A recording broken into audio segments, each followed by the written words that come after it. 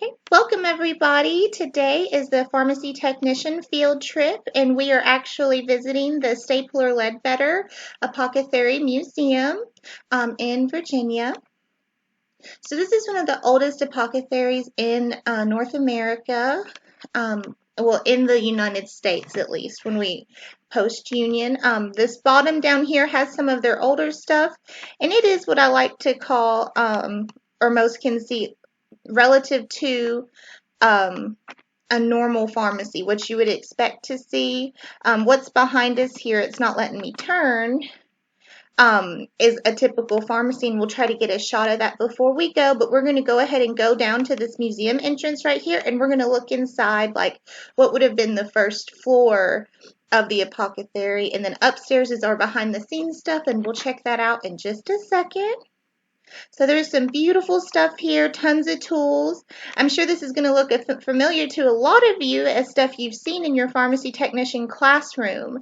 We have the mortar and pestle here, a little station where it looks like someone's measuring up some chemicals or other remedies to make a tonic or an elixir of some sort. Granted, I am using that language instead of our typical PT language because in the apothecary world, you still had those sorts of language when it came to pharmacy. So we have our vials and different little potions and portents over here. I'm going to get a quick turn and see how far it takes us. Okay, good. This one's letting me do 360. So we also have an entrance from the street here too. So you do kind of get that feel of what it was like to walk in and walk back. And then of course the back room would be behind us.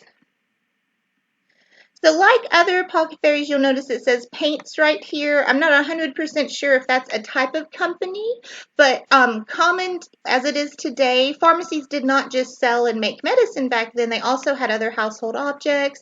This is a common place for most wives to still visit and get their everyday items in addition to seeking medical advice and stuff like that.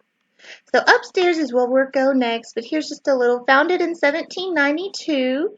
This is the this was one of the first apothecaries, and this is an actual museum that you can visit. Zoom out here a little bit, and there we go. There's a better shot of the wall. Some really good, I'll see if I can get a little closer. There we go. You can get a good look at all the old vintage cure-alls here. Insect powder. So yeah, I'm a huge fan of what is known as oddities and or antiquities. So all these old-timey containers and stuff, you know, not only do these go for a lot now, but they're just really interesting to look at. Look at this cool pickle spice right here. So like I said, this isn't just a place where people would go for medicine. And then of course, if you were a worker, this would be your everyday station, you know, so you would be back behind this counter. Here is often where they keep a lot of ingredients, so in the drawers and stuff, to keep that out of the customer's eye. I'm going to try to loop back around now and see if we can enter the front. And you guys get, I like to call this so this is what many people are used to. This is their gift shop. But as soon as you walk in off the ground, you know, this is your general entrance here. This is what most people see when they think pharmacy, right? So this one kind of looks a little bit more what we're used to seeing. We have a few items here you can buy to support the Apothecary Museum. And then we have another little wall right here. So definitely they are using that Harry Potter potions class. You know, you'll see this, the dragon's blood and all that stuff. And they've got a few other oddities here to try to help incorporate how, you know, the pop culture that is the pharmacy world. So there's two sides to that. So just think about that if you're ever down as a pharmacist. There are people that do love you and even idolize you, and so you're somewhat mythic, so that's great. Okay, and this is about that's a really interesting. That's a really amazing point too, because I mean you got to remember even when this place was in use. I mean a lot of the you know I mean obviously chemistry was coming into knowledge, but a lot of it was Exactly. still, I mean, there was still a heavy dose of magic Well, involved this was with a lot of folk this. medicine, especially in Virginia. So in 1792, I don't know how familiar you are, but we do still have native tribes about. So they were getting pushed a little bit, but it wasn't till that huge push, what is known as Trail of Tears for Andrew Jackson. So in 1792, when this was founded, you're going to see a lot of the folk medicine elements still here, like in our other room down there. And you would probably have Absolutely. a very unique clientele in Virginia at this time, as we are. It's just 20 years, not even. We're still in the first 15 years of our infancy as a nation. So I really love that. And upstairs looks great. I'm going to go ahead and try to launch that now. All right, so now we are on our second level of the Apothecary Museum. And like Andy was saying, there's still that element of magic here in the mixing of the raw stuff. And Andy, I think you'll really like this. They have it labeled on this one. So you really see that old school mixing the raw elements together. We've got some Spanish saffron, the pokeberries, which I got in trouble for playing with when I was little because I thought they were paint. Pickling ash berries, the red clover tips, all kinds of stuff. So this is definitely the behind the scenes part. And so here's your little station. And my favorite thing here is the little rugs and mats. Like, I don't know if this is here for me, but I don't know if you noticed on the bottom floor, there was actually a stand-in mat where the pharmacist would stand and mix his stuff. So I really like this. The People's Drugstore. So this is probably an old rendition of what they became, later. The Leadbeater Sons and Paints. So another thing for paints were also chemicals, and these pigments were derived from natural sources for a very long time. Notice all these different dyes and stuff they have over here. So this also could be where they made the paint. I see we've got some chemicals on the floor down here, which definitely could have been used to mix. And then we actually have a station already set up again. So here's your weighing, crushing, a large mortar and pestle, and some various stuff. I'm going to see how close I can get to see if we can get a read on this. Prepared chalk. So yeah, I would say this could be either or. Andy, don't we use chalk to make medicines as well? To kind of keep it together, or do you think this would be a paint making station? Well, it can be used for medicines. They'll bring it in to help adjust pH.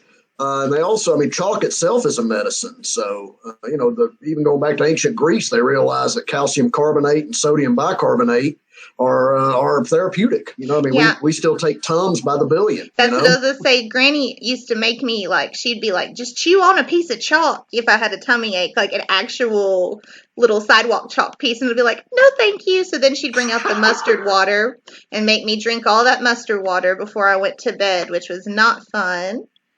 So let's You see. made a really interesting point too about obviously paint making and drug making. Obviously, all this stuff at this time was coming out of the natural world, and even to the modern era, dyes and things. A lot of that still. I mean, we can synthesize a lot of it, but at this time, obviously, 100% of it was coming straight from Mother Earth. So, very good observation that obviously the plants that we see here that are used medicinally also had other commercial purposes that we realize even back in the in the 17th and 18th century. So, And I will say, I absolutely love that they kept the labels on these, so you can really walk in and be like, this is what they kept. So a big thing I noticed right here, the henna leaves, so that's definitely a dye, and that's, if you're familiar with henna, a dark brown, reddish red kind of, but I'd say this is probably their back corner for paint.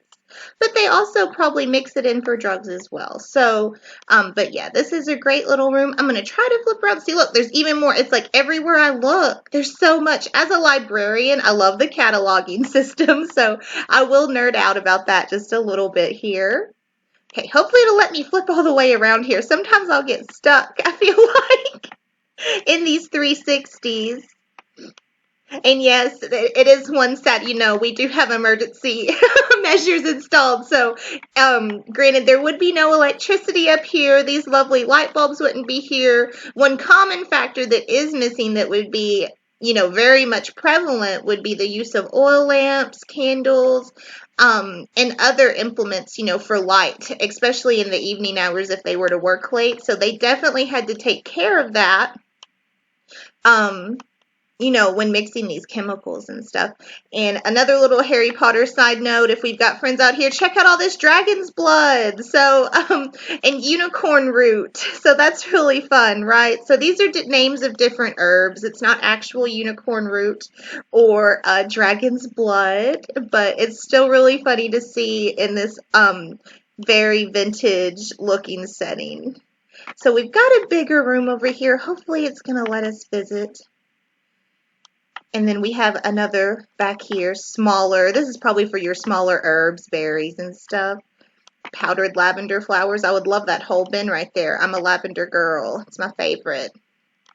And then here is the sample of what would be probably their waiting room a little bit. And also, and I could be wrong on this, some apothecaries did take patients, and it had a doctor there as well. So it was often a one-stop shop, especially in more rural locations, like in Tennessee at the time, if we had settlements out here, 1792. So yeah, we were already a state at that point, or about to be there. I think it's 97. So within 5 years, these things are starting to pop up in our state.